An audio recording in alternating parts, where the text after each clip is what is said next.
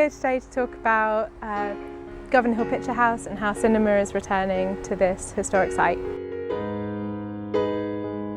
The first time cinema came back to the building was since the 1960s, was in 2018 when I put on a sort of interdisciplinary evening screening Kenneth Anger and Ursula Mayer films for a one-off event, back when the building actually didn't have walls or windows on this whole facade.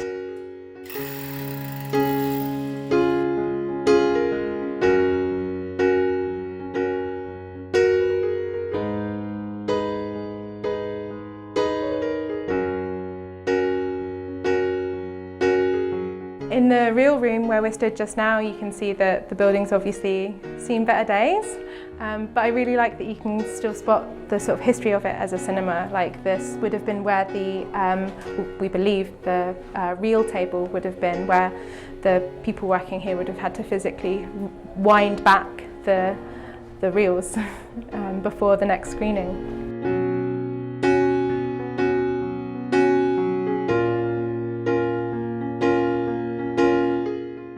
We're inside the actual projection booth, which is one of the few remaining features of the picture house, and we're stood in front of where they would have switched between reels when they played movies. I particularly like that they had to remind you not to smoke in here around all that really flammable film that would have been lying around.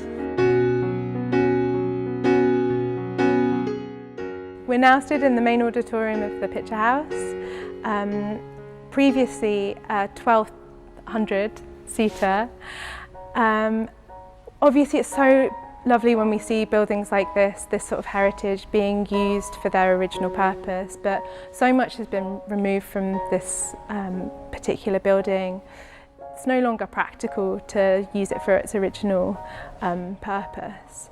So sensibly, the owner has sliced the building in half and put in this floor, which sort of starts where the sort of raked seating that went all the way to the screen at this end, like onto the ground.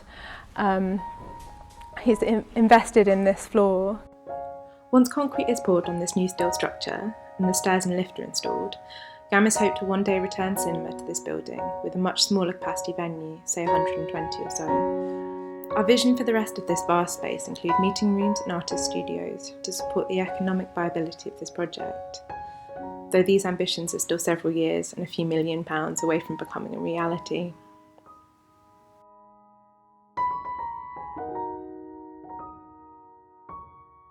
We're building the Batson Street Laboratory, which we've dubbed the Bat Lab, which is an open-air, very brave choice for Scotland cinema, which can seat 170 people if we all squeeze together, and hopefully if it starts raining we can have some screenings.